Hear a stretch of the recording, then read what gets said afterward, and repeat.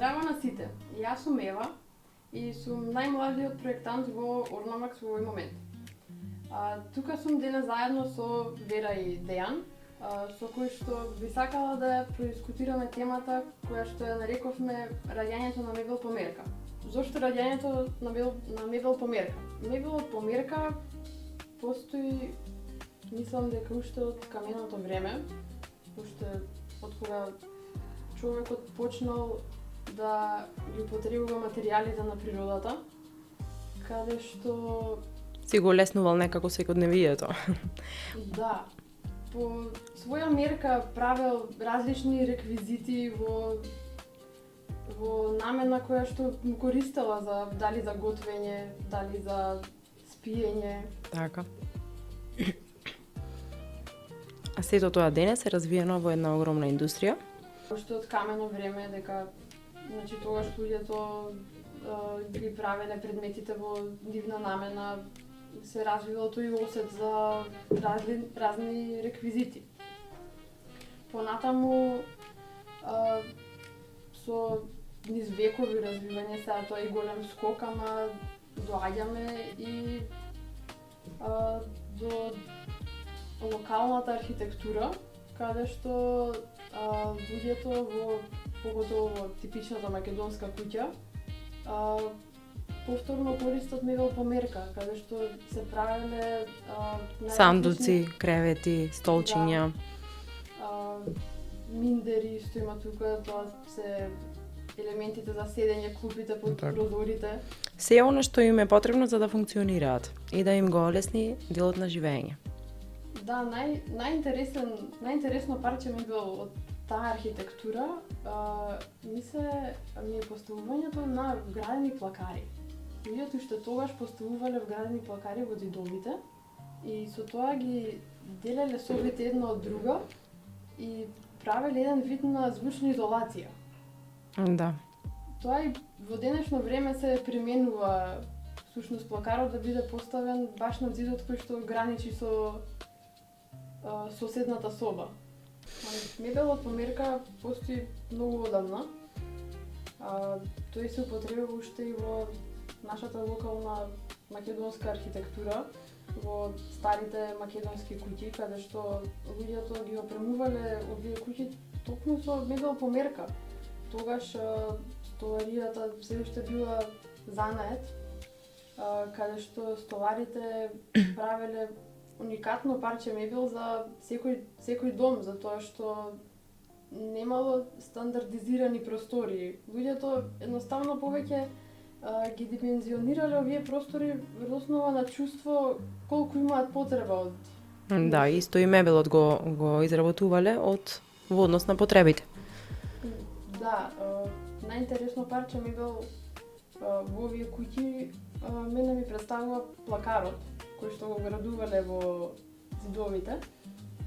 И намената на ова вградување била тој да користи како некаква звучна изолација, затоа што тогаш не постоеле модерните облоги за звучна изолација, морало луѓето да го прават тоа по различен начин. Да. Дека порано просториите и за домување биле во постандардни димензии од денес. Со развивање на индустријата се отвориле многу фабрики за мебел, каде што имале стандардни димензии на мебелот. Но со текот на еволуцијата на сето тоа, сега имаме многу и нестандардни простории, кои што самите по себе побаруваат и нестандарден мебел, односно дека треба да се сработи нешто по мерка. Бидејќи тој простор нема да биде функционален доколку одиме со некоја стандардна. И во изработката на мебелот, без разлика дали е по мерка или не, мора да се држиме до стандардите. Така. Односно до она што мора да го има димензиските да функционира тој мебел. Така да антропометрија и ергономија секако игра голема улога во сила изработка на мебелот. Секогаш е присутна. Да, секогаш е присутна. Ние мора да функционираме во просторот, не може да се заглавиме во мебел. Мора да имаме чувство на слобода во домот, да биде пријатно, хармонично. Боите секако дека играат многу голема улога, но и сето тоа димензионирање на мебелот. Да, но мислам дека индустриализацијата што ја напомена со стандардниот мебел со сериското производство е всушност во период кога има и сериско производство на згради и на домови. Така. И тие тогаш се вклопувале еден со друг, се работеле заедно. Тоа едно по друго Да. се развива нормално. Да, но Денешниот дали мислите дека денешниот стан би можеле да го опремиме со таков сериски производ, наменет за одредена димензија на простор? Да, секако дека не може, затоа и мебелот померка е во толку големек. Повторно е вратен на сцената. Така. Да, да. И за мене е тоа сосема природно и нормално. Да, природно е. И дозволува многу поголема креативност за нас како проектанти. Не знам што би правила сега да работам во мебел, во фабрика за мебел каде што има стандардни димензии, искрено. Веројатно не знам.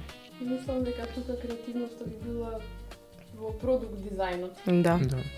Да, со мебелот померка, освен што е уникатен мебел, имаме и уникатни простори. И секој простор е приказно за себе, секаде треба да се Да. направи ново решение. Затоа секој проект е различен и уникатен. Да, интересно е што ова навраќање на мебелот на мерка можам да го поврзам и со често употребуваното дека модата се врти. Да. Мислам дека е сосем исто тоа за сосема друга индустрија. Дека имало во еден период мебел по мерка и сме се свртале кон сериско производство, а сега повторно се навраќаме на мебелот по мерка само со нови развиени технологии и многу понапреден од претходно.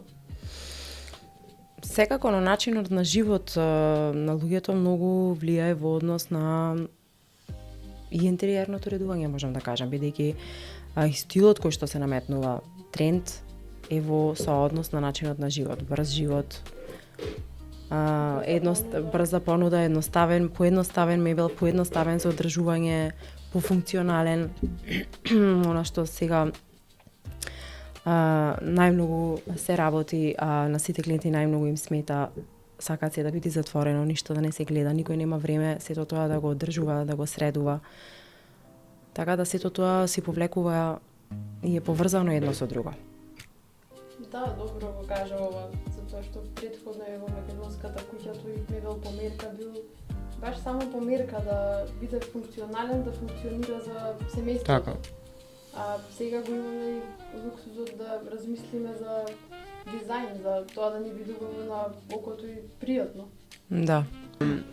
Но не е дека секогаш треба да се ограничиме и да одиме само на мебел по мерка. Значи треба да се изработува, да, и мебел по мерка, но и треба да влезе стандарден мебел во просторот. Да.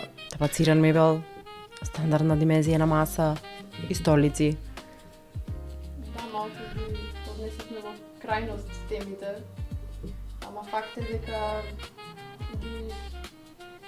е дека ги комбинираме и мебелот по мерка и стандардниот мебел, затоа што имаат функција и едното и другото. Да. Заедно само се надополнуваат и го добиваме крајниот резултат. Па и дизајн, реално.